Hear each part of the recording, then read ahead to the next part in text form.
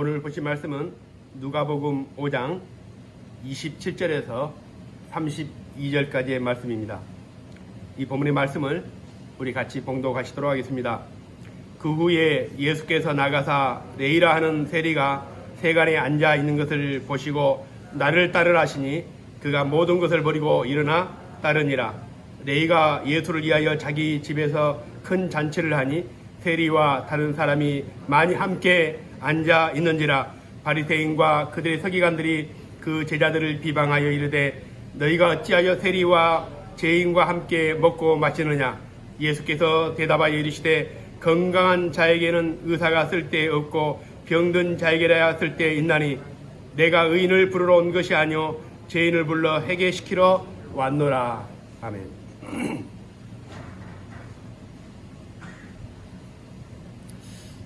올해는 이제 서울시장, 부산광역시장 보궐선거가 있습니다. 그리고 이제 내년에는 또 대통령 또 선거가 있는 해이기도 합니다.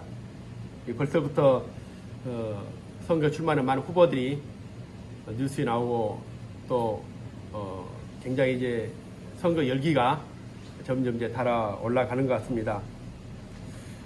왜 사람들이 이렇게 선거에 출마해가지고 또 시장이 되고 또 대통령이 되고 이런 권력을 가지려고 그랬습니까? 박원순 그 서울시장이 재임 기간에 임명한 그 별정직 공무원, 이제 시장이 임명할 수 있는 공무원들이 있죠. 한 1000명 정도 됐다고 합니다. 그러니까 엄청난 힘이죠.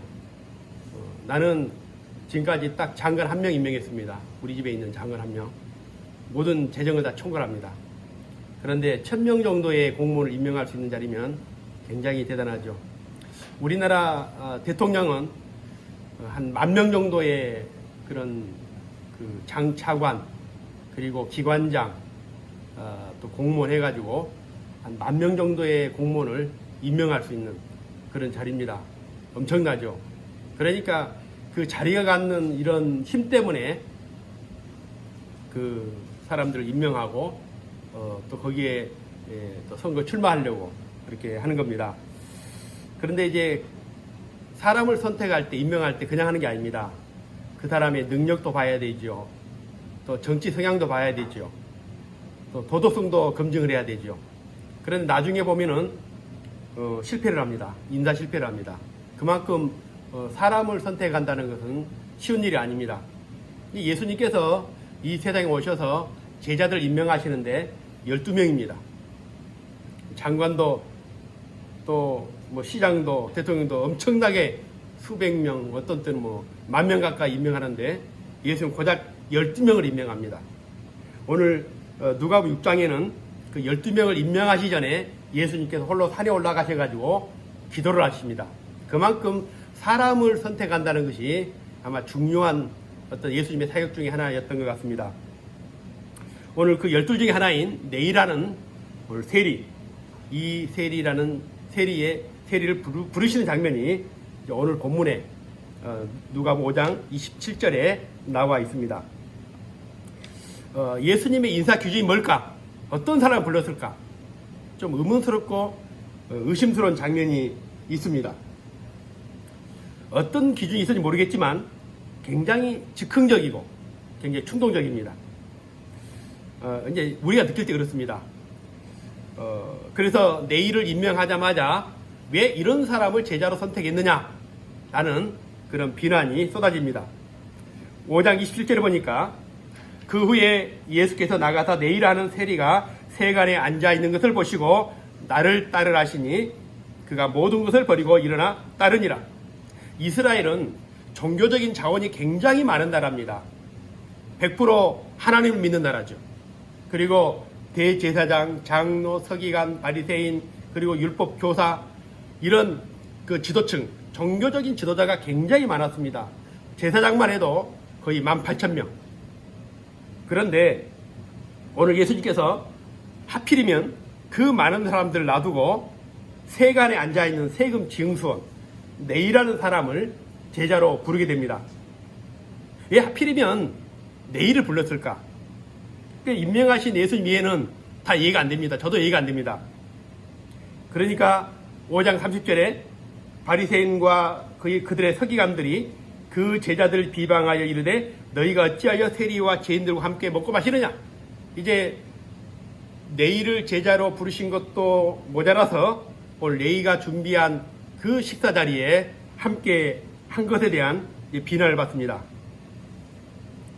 바리새인과 그들의 서기관들이 비방을 합니다. 너무 당연한 겁니다. 왜냐하면 다른 사람도 아니고 오늘 세리입니다. 레위는 직업이 세리입니다. 세금 징수원입니다. 이스라엘 사람들이 가장 미워한 두 부류가 있습니다. 하나는 창녀입니다. 몸을 파는 창녀. 그리고 하나는 세리입니다. 세리는 나라를 파는 창녀지요. 그러니까 몸을 파는 창녀보다도 나라를 파는 이 세리를 더 미워했습니다. 같이 앉아서 식사하지도 않을 정도로 아주 매국노 취급을 당했고 사람들로부터 아주 비난과 조롱의 대상이었습니다. 걔보다 못한 그런 사람들이 바로 오늘 이 세리였습니다. 그런데 오늘 하필이면 그 세리를 예수님이 제자로 부르게 됩니다. 당시 로마가 세계를 정복하면서 물론 여러 가지 이유가 있겠지만 가장 중요한 게 뭐냐면은 돈을 걷는 겁니다. 세금을 걷는 겁니다. 그 피정복민들에게 세금을 걷는데 그냥 세금을 막 그냥 걷는 게 아니라 푸블리칸이라는 그 제도가 있습니다. 다시 말하면 그 로마의 이 고관들 중에서 이 푸블리칸이 다시 말하면 세금을 거둘 수 있는 그 경매를 합니다. 그러니까 로마 정부에다가 돈을 얼마 주고 내가 세금을 걷는 자격을 받게 됩니다. 그러니까 이제 아무나 되는 게 아니라 상당히 권력이 있고 힘 있는 사람들이 이 푸블리칸이라는 이런 그 세금 걷는 권한을 갖게 됩니다. 먼저 성금을 내는 겁니다. 정부에다가. 그리고는 이제 그 권한을 가지고 자기가 재하청을 주는 겁니다. 각 지역별로. 그러니까 이제 재하청을 받게 되면 그 사람들은 이제 그 각 지역에서 세금을 걷는데 또 이 사람들이 이제 이방인이기 때문에 토착민, 그 나라 사람들을 세금 징수로 또 선택을 합니다. 그 사람이 바로 오늘 네이 같은 사람인데 이 사람들을 텔로나이라고 그렇게 부릅니다. 그러니까 다시 말하면 이 세금 구조가 로마 정부로부터 이 푸블리칸이 그리고 또 재하청 받은 업체 그리고 그 밑에 이제 텔로나이라는 그 세금 징수원까지 쫙 고리에 연결되어 있습니다. 그러니까 여기에 1억을 상납해야 되면 2억, 3억 이렇게 수많은 몇 배의 세금을 걷어가지고 착복하고 일부만 로마 정부에 주는 그런 이제 제도다 보니까 완전히 피를 빨아먹는 그런 아주 악질인 사람들이 바로 이 세금 징수원입니다. 정상적으로 우리가 세금을 걷어도 그 세금에 대한 이런 재앙들이 있습니다. 그런데 오늘 이 사람들은 일부만 상납하고 나머지는 다 착취하고 배를 불리는 그런 자들이었기 때문에 이 사람들에 대해서 결코 민족적으로 좋은 감정이 될 수가 없습니다.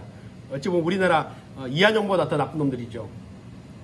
우리나라 일제강점기 때도 세금 문제가 굉장히 중요했습니다. 그래서 근데 이제 우리나라 세금 제도가 만들어진 게 일제강점기입니다. 그때 이제 주세, 술을 마실 때 이제 있는 그 주세가 만들어졌죠. 또 연초세, 담배에 대한 또 세금을 붙죠. 그리고 또 뭐 요정이나 또 음식점, 고급 음식점 가게 되면은 세금을 내는데 그게 이제 발전해가지고 요즘에 특별 소비세가 이렇게 된 겁니다. 그러니까 그때 만들어진 세금이 점점 이제 발전이 된 거죠. 그래서 이제 일본 사람들은 이제 세금을 걷기 위해서 각종 세금을 만들어내는데 요즘에는 이제 차에 대해서 우리가 세금을 내지 않습니까? 근데 그때는 인력거에도 세금 내고 그리고 또 니어카 같은 경우에도 또 세금을 또 걷고 그랬습니다. 우스운 거는 뭐냐면은 개를 키울 때도 개도 세금을 냈는데 그때 견세라고 일제시대에 살아보셨습니까? 네. 개도 그 당시에 이제 금액 돈에 관치 잘 모르겠지만 개 한 마리당 30원씩 받다고 합니다. 그만큼 세금이 그 당시에는 굉장히 중요한 어떤 정복하는 그리고 그 정복민들에게 정복 국가로서의 굉장히 중요한 것이 바로 세금 문제였습니다. 그래서 우리나라도 그 세금 징수원들을 일제시대 때 세금 징수원들을 일본의 개라고 부를 정도로 아주 혐오했습니다. 바리새인들도 그런 얘기입니다. 왜 하필이면 세리냐? 왜 하필이면 그들과 같이 식사를 하느냐? 예수님께 좀 반듯한 사람, 좀 괜찮은 사람, 좀 덕망 있는 사람, 아니면은 그 유대 사회에서 좀 지도층에 있는 사람들, 그런 사람들을 제자로 불렀으면 좋은데 하필이면 세리를 부른 겁니다. 그리고 또 5장 33절에 보니까 또 다른 이제 이유가 있습니다.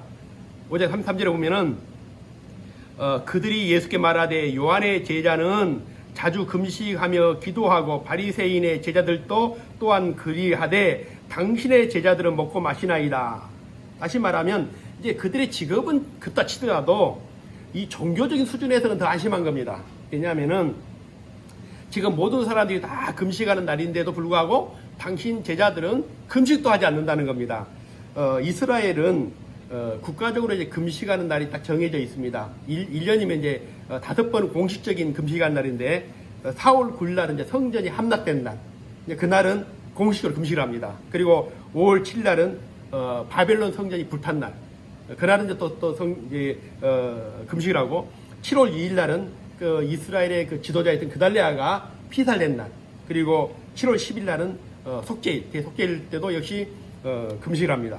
그리고 10월 10일 날은 성전 포위 개시, 성전이 이제 포위됐던 그날을 기념해가지고 잊지 말자 그래가지고 이렇게 5번을 공식적으로 금식하는데 1년에 5번이면 뭐 그렇게 많지는 않지 않습니까? 그런데 또 있습니다. 이거만 있는 게 아니라 목요일 날은 모세가 목요일 날은 모세가 산에 올라가 십계명을 받는 날이 목요일입니다. 그러니까 그날 금식하고 또 월요일 날은 모세가 십계명을 받아가지고 내려온 날이 또 월요일입니다. 일주일에 2번은 공식적으로 또 금식합니다. 그러니까 생각해 보십시오. 일주일에 2번 금식해가지고 또 계속해서 또 절기마다 또 금식해야 되죠. 이게 금식 날짜 굉장히 많습니다. 그런데 예수님의 제자들을 보니까 이 금식해야 될 날에 금식하지 않고 먹었다는 겁니다. 우리도 이제 신학교 다닐 때 보면 이제 고난주간이 있는데 고난주간에도 요즘에는 그렇게 막 금식하는 사람들 그게 들어 있긴 하지만 예전에는 고난주간 되면 다 금요일 날 금식을 많이 했습니다. 신학교에 식당에 문을 여는데 대부분 신학생들이 그날 식당을 안 갑니다. 금식한다고. 내 돈 넣고 내가 밥을 먹는데도 눈치를 보입니다. 야, 저 신학생은 저는 왜 저렇게 그 남들 다 금식하는데 밥 먹냐고. 그런데 우리도 신학교 때도 그러는데 유대 사회에서 금식하는 날 밥을 먹었다는 것은 종교적으로 굉장히 비난을 받을 만한 그런 이유가 되기도 했을 겁니다. 그런데 오늘 하필이면 예수님의 제자들입니다. 왜 예수님은 이런 자들을 제자로 불렀을까 하는 겁니다. 유대인의 비방과 비난을 알지 못했을까? 성전에 가면 뜨겁게 기도하는 제사장들 있죠. 그리고 해당에서 또 사람들을 가리키는 그런 네이, 랍비들이 있죠. 그리고 또 성경을 번역하고 또 하는 그런 서기관들이 있죠. 장로들이 있죠. 이렇게 많은 그런 종교에 관련된 사람들이 많음에도 불구하고 왜 하필이면 이런 자들이냐 이거죠. 예수님의 12제자들의 면모를 보면은 단 한 사람도 제사장이 없습니다. 장로가 없습니다. 서기관 바리새인도 없습니다. 율법 학자도 없습니다. 사내린 공회, 요즘 말하면 이제 그 종교와 정치의 어떤 그런 직위를 말하죠. 그런 자리에 있는 사람도 한 명도 없습니다. 예수님 사후에 유일하게 있다면은 바울이 바리새인이었습니다. 그러니까 예수님의 제자들 면모를 봐도 다 어부들이 있죠. 또 이렇게 오다 가다 걸리는 이런 네이 같은 사람들. 왜 예수님이 이렇게 비난을 무릅쓰고 평균 이하, 상식 이하 이런 사람들을 제자로 불렀을까? 이것을 묵상하면 우리가 예수님께서 왜 우리를 불러주셨는가에 대한 것을 우리가 깨달을 수가 있습니다. 저는 이 문제를 2가지 관점에서 한번 묵상해 보려고 합니다. 첫째는 누가 예수님의 부르심에 따라 나설 수가 있는가 이거죠. 5장 27절 보니까 네이라는 세리가 세간에 앉아 있는 것을 보시고 나를 따르라. 네이가 세간에 앉아 있습니다. 네이 이 텔레나이라는 세금 증손 이 사람은 노마로부터 하청받고 하청받은 업체로부터 또 돈을 주고 세금 증소해야 된 사람입니다. 굉장히 어떤 이권이 오가는 그런 자리입니다. 그 앉아있는 이 세리에 대해서 나를 따르라. 5장 28절에 그가 모든 것을 버리고 일어나 따르니라. 이 본문을 보면 예수님의 부르심과 동시에 오늘 네이가 모든 것을 버려두고 따르는 것이 동시에 일어난 그 사건입니다. 우리 입장에서 보면 예수님의 제자들, 이 사역자들을 비판하기가 쉽습니다. 왜 이런 자들입니까? 그러나 그들의 헌신을 우리가 너무 쉽게 판단하면 안 됩니다. 왜냐하면 예수님의 제자로 따라 나선다는 것이 어떤 의미입니까? 아니면 예수님과 고용계약을 맺어가지고 자 지금부터 나를 따르게 되면 내가 너희가 어떤 대우를 해주겠다. 이런 고용계약을 맺은 것도 아닙니다. 또 요즘처럼 직장 다니는 것처럼 출퇴근하는 그런 제도도 아닙니다. 미래가 보장된 자리도 아닙니다. 우리 같으면 죽었다 깨어나도 예수님이 불렀다고 해서 갈 수 있는 자리가 아닙니다. 가족과 상의해야 되겠죠. 적어도 세무 공무원이라면 이제 자기가 일하고 있는 이것 정리를 해야 되겠죠. 또 과연 내가 따라가도 수지가 맞는지 괜찮은지 따져봐야 되고 고민도 해야 되겠죠. 하루, 이틀, 3일 시간 준다고 여러분 결정될 것 같습니까? 모든 것을 완전하게 바뀌는. 그런데 오늘 예수님이 부르실 때에 오늘 그런 동시에 일어나서 예수님을 따르게 됩니다. 네이뿐이 아닙니다. 베드로나 요한과 야고보도 갈릴리 바닷가에서 고기를 잡을 때에 예수님께서 나를 따르라 하실 때에 그들이 거기에 그물과 배를 버려두고 예수님을 따랐다. 동시에 일어난 사건이죠.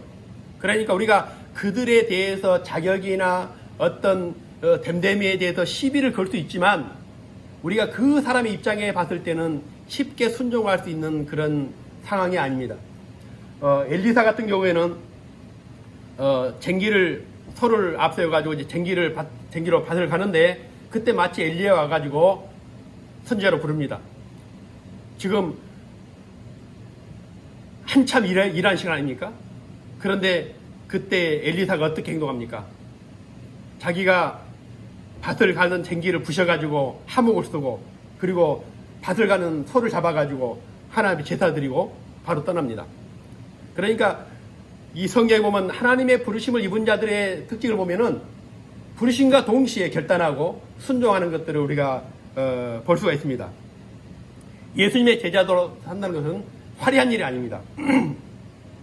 실제로 이제 누가복음 9장에 보니까 예수님께서 막 기적을 일으키시고 막 사람들이 몰려다니고 그러니까 예수님의 제자가 되겠다고 찾아온 사람도 있었습니다. 아, 저도 제자하겠습니다. 예수님께서 그런 말씀합니다. 너 제자가 뭔 줄 아느냐? 여우도 사는 굴이 있고 새도 공중에 나는 새도 자기의 거처 집이 있는데 나는 머리 둘 곳도 없다. 그래도 따르겠냐? 다시 묻습니다. 그러니까 이 청년이 뭐라고 대답하냐면은 제가 좀 집에 가서 가족과 좀 상의 좀 해야 되겠습니다. 우리 아버지가 연로한데 돌아가시 나면 다시 오겠습니다. 떠납니다. 그런 자리가 제자라는 자리입니다. 쉽게 결정할 수 있는 충동적으로 나설 수 있는 그런 자리가 아닙니다. 적어도 유대사회에서 가진 자들, 힘 있는 자들, 금수저들, 그리고 미래가 보장된 자들, 이런 자들이 예수님이 오라고 한다고 따라 나서겠습니까? 좋은 대학 갈 수 있고 좋은 대학 가서 미래가 보장되고 좋은 직업을 가질 수 있고 그런 능력 있는 사람이라면 신학교 가겠습니까? 왜 신학교 가면 그런 사람들 옵니까? 이걸 반대로 생각해야 돼.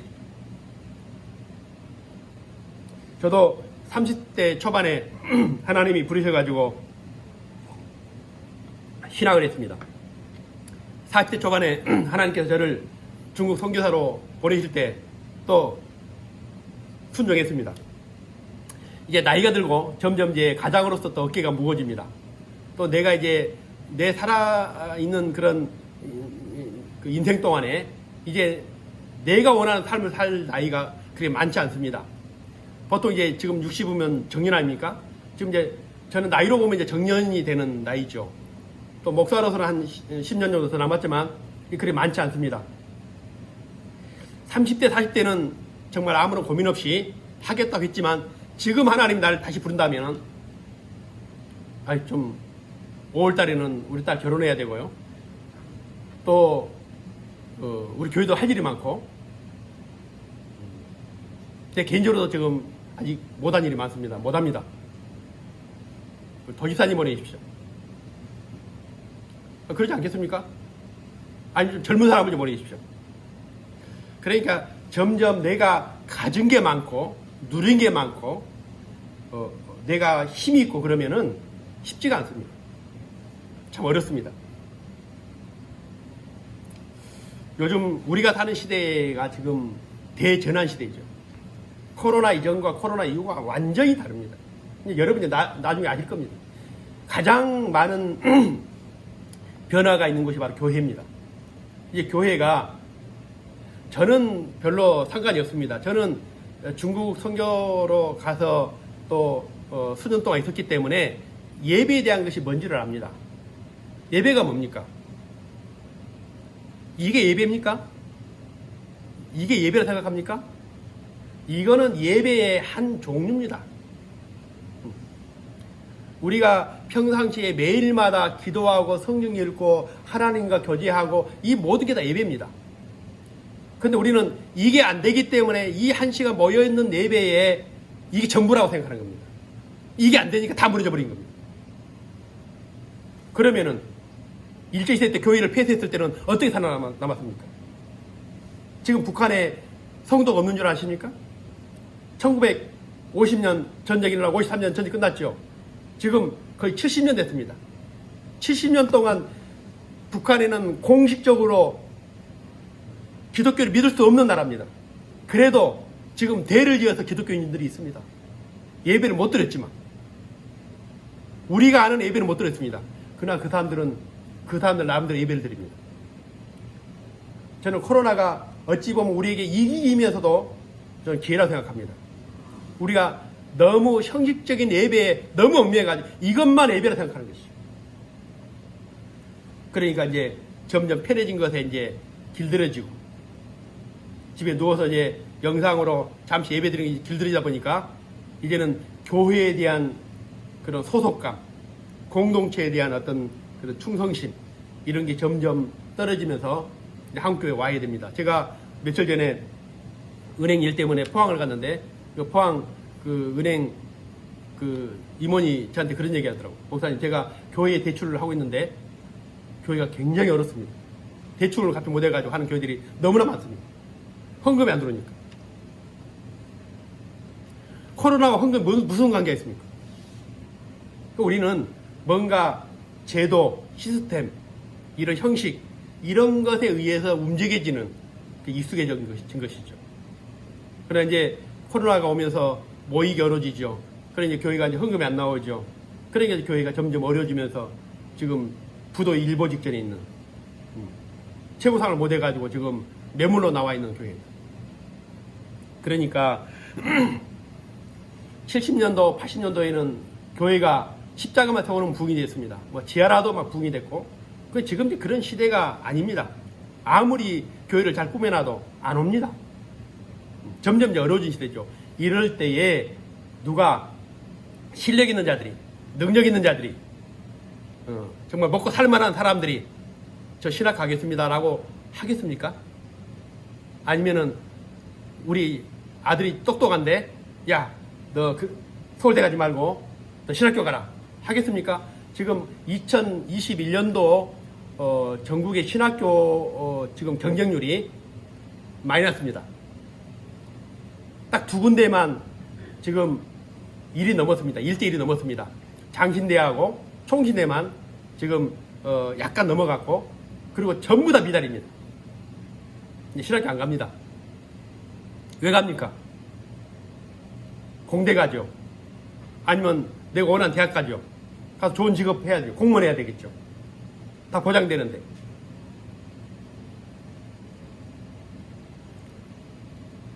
목사의 90%가 지금 최저임금도 안 됩니다. 거의 안 됩니다. 그런 자리 왜 갑니까? 그러니까 예수님 당시에 제자들을 불렀을 때 그 제자들이 아무나 나설 수 있는 게 아닙니다. 이게 우리가 쉽게 너무 사역자들을 판단하고 평가하고 비판하는 게 아닙니다.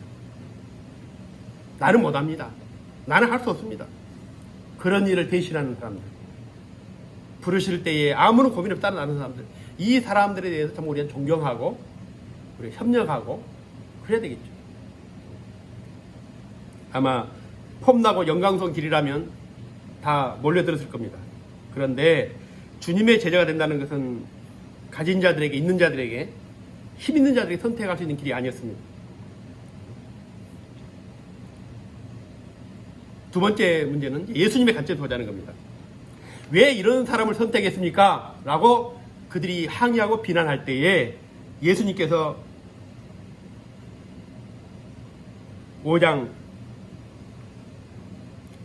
31절에 예수께 대답하여 이르시되 건강한 자에게는 의사가 쓸데없고 병든 자에게라 쓸 데 있나니 내가 의인을 부르러 온 것이 아니요 죄인을 불러 회개시키러 왔노라.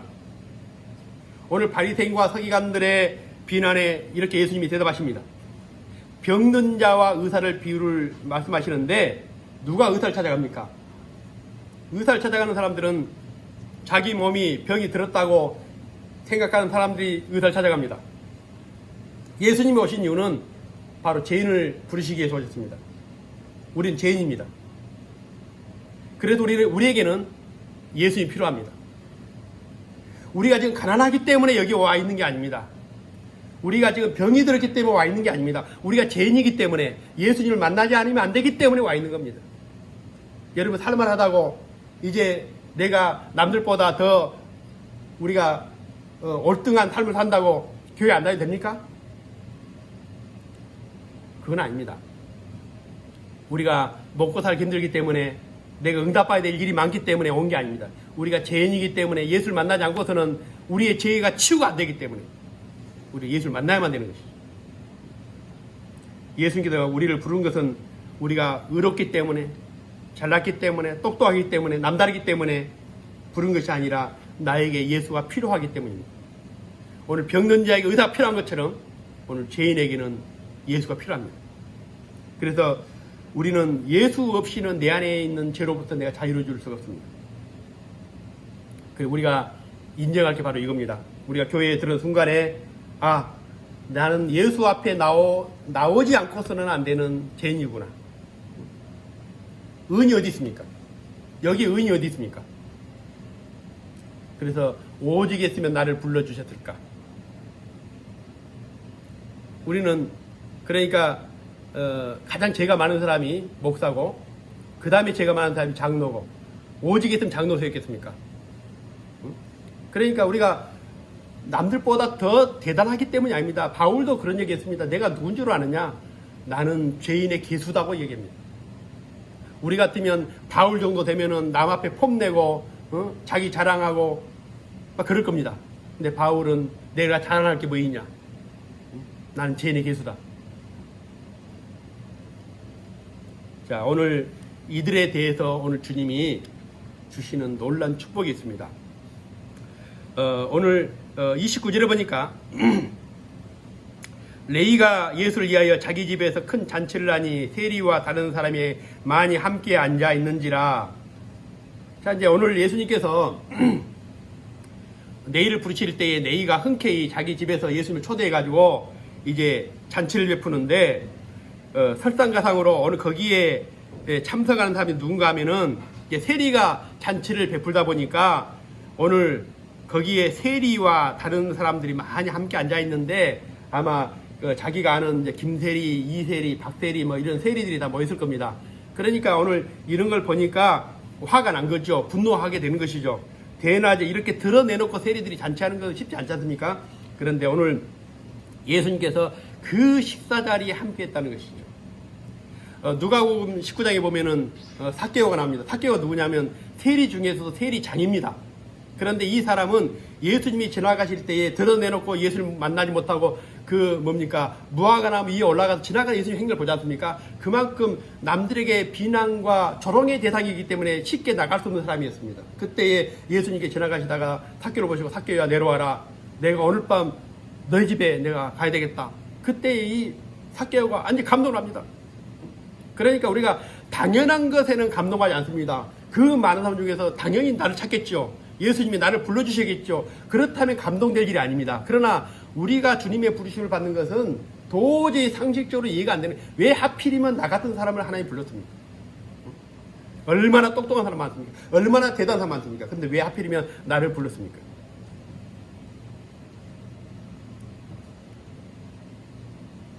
오늘 그리고는 예수님께서 그 세리와 같이 가서 상을 펼치고 식사를 합니다. 친하지 않는 사람과 여러분 식사해 본 적이 있습니까? 제가 이렇게 생활하다 보면은 가끔 친구들에게나 또 아는 사람들에게 전화하면서 우리 언제 시간 나면 식사 한번 합시다. 이런 얘기는 아무한테 하는 게 아닙니다. 내가 그 사람한테 전화해가지고 식사 한번 합시다. 둘이 만나서 그런 얘기 안 하지 않습니까? 그 뭐냐면은 먹으면 불편한 사람이 있습니다. 근데 싫다는 얘기가 아니고 그만큼 뭐냐면은 식사한다는 것은 굉장히 중요한 자리입니다. 그래서 편해야 되고 또 그 사람과 또 뭔가 공감이 돼야 되고, 그런데 아무나 안다고 해서 그냥 식사할 수 있는 자리가 아닙니다. 며칠 전에는 제가 미팅이 있어가지고 이제 누굴 만나러 갔는데 딱 그 점심시간이 된 겁니다. 그래서 그냥 나오기는 그렇고 또 식사하기도 그렇고 참 애매한 거죠. 왜냐면 친하면 괜찮은데 그렇게 식사를 할 정도의 친한 건 아닙니다. 그래서 제가 인사치레를 그랬습니다. 점심시간도 됐는데 식사는 하시죠. 그러니까 이분이 뭐라 하냐면은 저는 오늘 선장이 있어서 좀 안 될 것 같습니다. 그 소리도 너무나 고마운 거죠. 그냥 밥 먹자 했으면 정말 힘들었을 것 같아요. 그 정도로 밥 먹을 정도 친한 사람이 아니기 때문에. 그런데 오늘 예수님은 한 번도 본 적이 없는 레위가 상을 차릴 때 먹고, 그리고 오늘 삭개 지나간 삭개를 처음 봤는데 불구하고 오늘 그 집에 들어가서 같이 식사를 합니다. 이게 뭡니까? 하루 격이 없는 자리. 예수님은 내일을 그리고 삭개오를 가족으로 생각한 겁니다. 오늘 레위와 세리들과 죄인들 역시도 어느 한순간 이렇게 드러내놓고 오늘처럼 즐겁고 편안하게 먹고 마시는 시간이 없었을 겁니다. 늘 사람들의 비난과 조롱, 천대를 받아야 했던 직업. 그런데 오늘 주님께서 그들에게 함께 식사하시고, 예수님 식사 자리에 초대받은 사람들은 어찌 보면 세상으로부터 조롱과 비난을 받은 사람들이죠. 그런데 그들에게 같이 밥 먹자고 했을 때 얼마나 감동이 되겠습니까? 아마 나를 최초로 알아주는 사람, 모든 사람들이 비난했지만 나를 제자로 불러주신 사람, 돈 때문에 세상과 등지고 사람들로부터 비난의 대상이 됐지만은 그럼에도 불구하고 예수님은 그들을 비난하지 아니하시고 그들을 함께 식사하시는, 아마 그 자리에 앉아 있는 것만으로도 감동이 됐을 겁니다. 예수님이 뭐라 말씀하지 않았어도 그들 마음속으로 온갖 생각들로 가득 찼을 겁니다. 내가 무엇으로 해드려야 될까? 왜 예수님이 나를 이렇게 불러주셨을까? 내가 뭐라고? 우리가 성경을 읽을 때 저는 제 나름대로 가장 감동적인 성경이 바로 장이 요한복음 21장입니다. 예수님께서 십자가를 지실 때에 제자들이 다 뿔뿔 흩어졌습니다. 그 중에 제자 중에서 베드로는 예수님을 3번씩이나 분해했습니다. 그리고는 원래 직업이었던 그 고기 잡는 어부로 돌아갔습니다. 한때는 내가 주를 위해서 내 목숨을 버리겠다고 했던 제자들이었습니다. 그런 제자들이 예수님께 십자가를 지자마자 뿔뿔이 흩어지고 옛날 고향으로 다 낙향해가지고 고기 잡는 어부가 됐습니다. 밤새도록 배를 몰고 고기를 잡다가 이제 아침이 돼가지고 바닷가로 나오는데, 그때 바닷가에서 예수님께서 그들을 위해 숯불에 고기를 구워놓고 기다립니다. 야, 배고프냐? 같이 먹자. 그들은 예수님 얼굴을 쳐다볼 수 있었겠습니까? 책망하고 혼내고 너희가 그럴 수 있느냐? 어떻게 나를 부를 수 있느냐? 어떻게 그렇게 다짐해놓고 이렇게 배신할 수 있느냐? 야단을 맞아도 괜찮을 정도의 그런 제자리였지만 오늘 예수님은 그들에게 오히려 아무 말도 하지 않고 고기를 구워서 같이 식사를 합니다. 만감이 교차했을 겁니다. 예수님은 책망 대신에, 비난 대신에, 오늘 훈계 대신에 조촐하지만 그들을 사랑으로 불러서 그들을 먹이시는, 그게 뭡니까? 바로 성찬이죠. 우리가 성찬한다는 것은 바로 한 가족이 됐다는 겁니다. 우리를 가족으로 불러주시는, 이제 뗄래야 뗄 수 없는, 이 세상에서 뿐만 아니라 이제는 우리가 갈 내세까지도 우리는 예수님과는 뗄래야 뗄 수 없는 그런 가족이 된 겁니다. 그리고 마지막에는 예수님은 우리를 위해서 자기 몸을 떡으로, 자기의 피를 포도주로 전부를 내주신 것이죠. 오늘 예수님을 만난 마태는 성경에 특별한 기록이 없습니다. 오늘 이 레이가 바로 마태입니다. 알페오 아들 레이, 마태죠. 그가 무슨 일을 했는지는 모릅니다. 이 마태에 대해서는 그렇게 기록이 많지 않습니다. 그런데 훗날 이 마태는 자기 민족을 위해서 예수님에 대한 기록을 남기는 게 바로 마태복음입니다. 신약 성경을 우리가 분류할 때 맨 앞에 있는 성경책이 뭐냐면 마태복음이죠. 가장 많이 읽히는 책. 성경에서 가장 많이 읽힌 책이죠. 구약의 시편이라고 그러면 신약에서 마태복음이 가장 많이 읽힙니다. 예수님이 자기에게 온 그 사랑을 자기뿐만 아니라 이 땅에 살아가는 모든 사람들에게 전하기 위해서 오늘 그는 마태복음이라는 책을 기록으로 남겼습니다. 유대인들은 내일을 부르신 것을 보고 실패한 인사라고 예수님을 비난했습니다. 예수님의 생각대로, 그러나 이 내일을 부른 것은 가장 위대한 선택이었습니다. 어찌 보면 저와 여러분을 부르신 걸 보고 사람들은 왜 당신이냐? 왜 너 같은 사람을 불렀느냐? 왜 너 같은 사람이 목사를 하고? 왜 너 같은 사람이 장로를 하냐? 어찌 보면 우리를 비난하고 우리를 부르신 예수님을 비난할 수 있습니다. 그러나 내일을 선택하는 것은 예수님의 가장 위대한 선택인 것처럼 오늘 저와 여러분을 부르신 것도 예수님의 가장 위대한 선택입니다.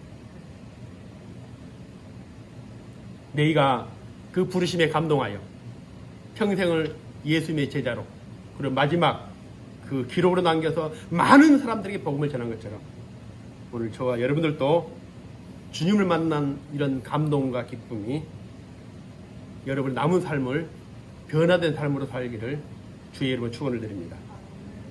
기도드리겠습니다.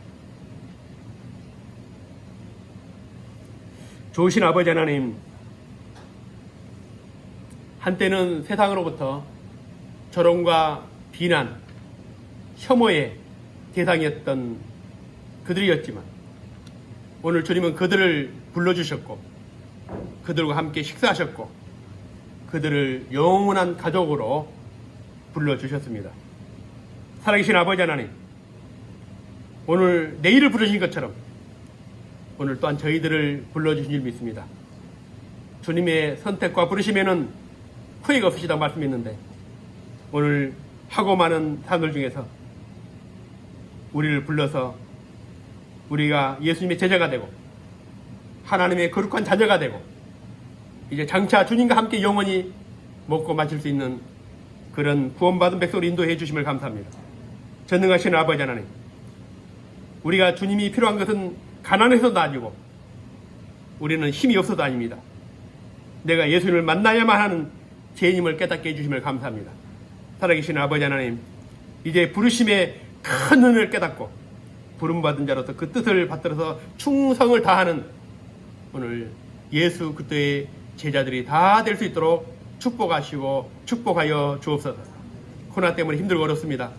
우리 성도들 위로해 주시고 건강을 붙들어 주시고 어려운 속에도 날마다 하나님의 놀란 은혜 속에 살아갈 수 있도록 하나님께서 오늘도 동일한 은혜로 우리에게 부어주시고 넘치게 하시고 축복하여 주옵소서. 이제는 우리의 영원한 생명 되신 예수 그리스도의 크신 은혜와 우리 아버지 하나님의 놀라우신 사랑하심과 성령님의 감화 이로 교통하심, 오늘 주님 앞에 부름받은 자로서 감동하고 기뻐하고 변한 삶으로 주님 앞에 영광을 원하는 사랑 귀한 성도들의 머리에, 저들 가정 위에, 교회 위에, 생업이 이제부터 영원토록 영원히 함께 있을지어다. 아멘.